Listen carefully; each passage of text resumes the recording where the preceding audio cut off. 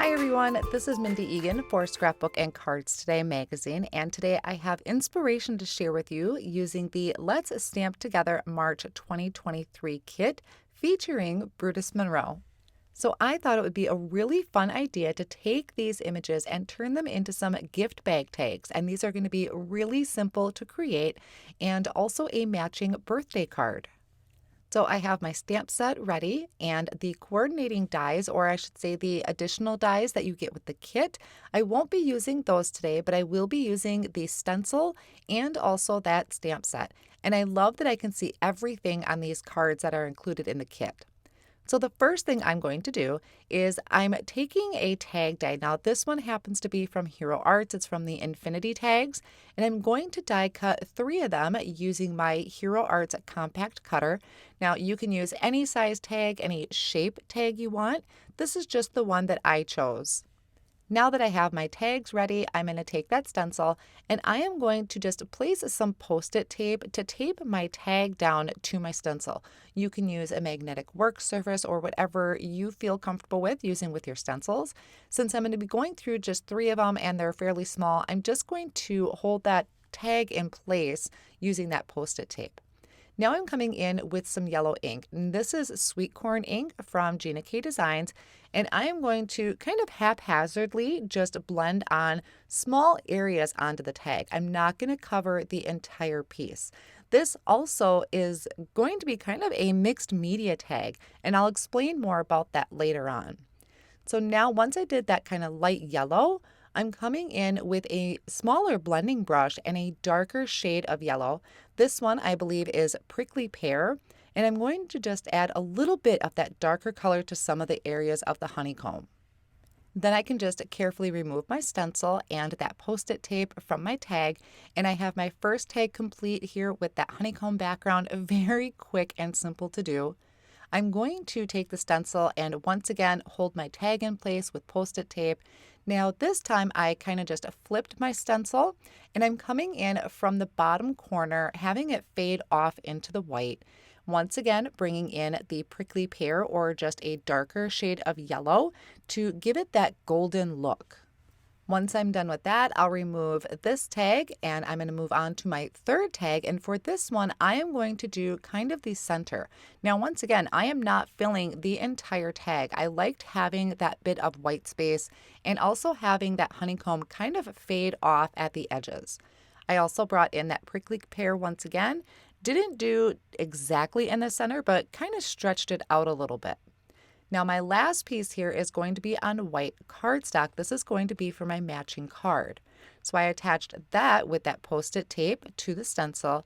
And for this one, I'm coming in at the top and going down towards the bottom, but once again, having it fade off. So I just get lighter handed. Then bringing in that darker shade and coming in just certain areas of the stencil to give it that honeycomb look. I really liked adding that darker color in there. Now once I have that card front done and the 3 tags, I decided to come back in with my blending brush and I'm going to go over the area where I had the stencil to kind of soften that up, not make it so bright white. And I'm just using the leftover ink on my brush, which I really don't have a lot on here. Now this is where the fun kind of mixed media part comes in.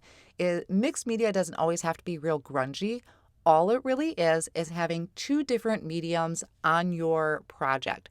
So for this one, I am using some white paint that I mixed with a couple drops of water, and I'm flicking that on to the card front and the 3 tags using my paintbrush. Now I'm going to bring in some black.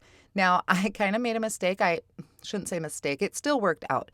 But I used a re-inker, and the re-inker I used was more for stamping for alcohol inks.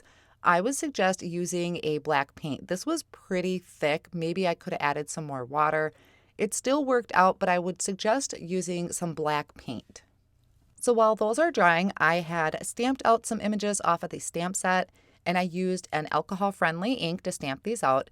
And then I'm coloring them with my Spectrum Noir Tri-Blend marker. So there's 3 different shades on these marker, and I'm going to do a really simple, quick coloring with these.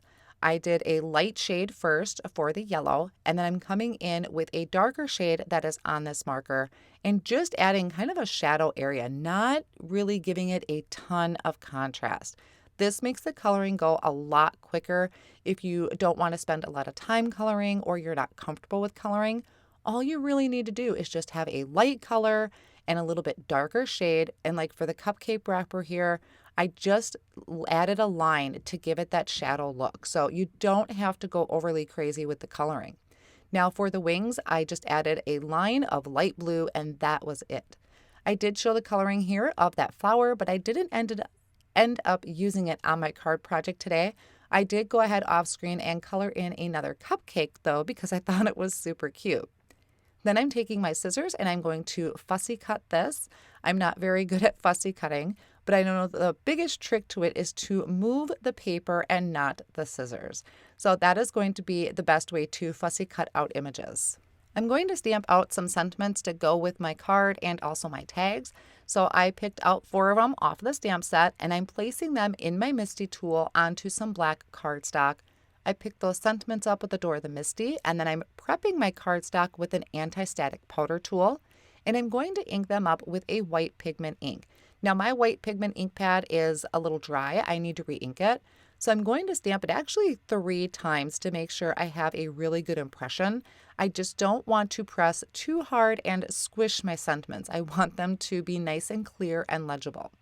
Then I'm going to sprinkle on some Brutus Monroe Alabaster embossing powder, which is a nice bright white. I sprinkled that on, tapped off my excess, and then I'm melting that with my heat tool.